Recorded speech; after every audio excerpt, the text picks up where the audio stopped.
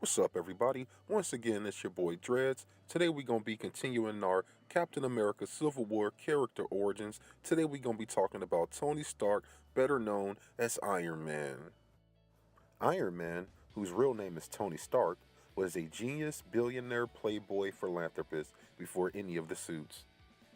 Known for being the world's leading scientist and inventor and the head of Stark Industries, Tony Stark manufactured weapons for the U.S. military.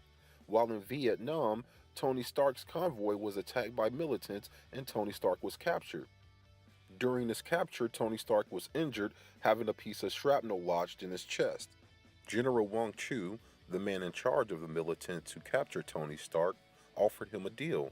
If Tony Stark would make missiles and military weapons for General Wang Chu, then he would provide the surgery needed to remove the shrapnel and save Tony Stark's life.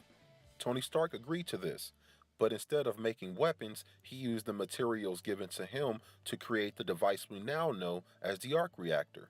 The arc reactor would provide a magnetic field that would prevent the shrapnel from entering Tony Stark's heart, thus saving his life, and also would go on to power the very first Iron Man suit. With help from Professor Jensen, who sacrificed his life to give Tony Stark more time to finish the suit, Tony Stark was able to defeat General Wang Chu and escape the militant camp. Upon returning home, Tony Stark ended all weapons manufacturing contracts within Stark Industries, and then began producing more of the Iron Man suits with different variations depending on which foe he was going up against at the time. Two of the most famous Iron Man armors are the Hulkbuster armor, which we seen in Avengers Age of Ultron, and the Bleeding Edge armor, which we will see in Captain America Civil War coming out May 6.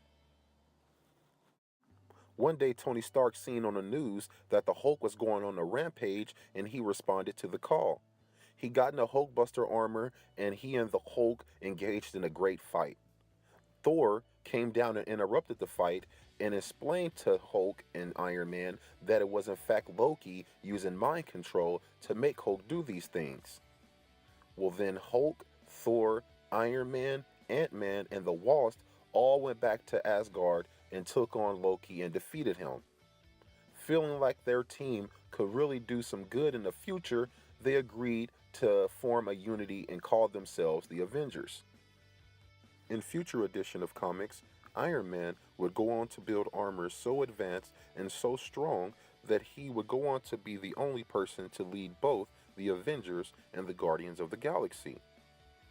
Though Iron Man does not have any physical powers, he did become infected with the Extremis virus, thus allowing him to molecularly bind himself to the suits. Even without superpowers, Iron Man is one of the most popular comic book characters there ever was, and you can check him out for yourself on May 6 in Captain America Civil War.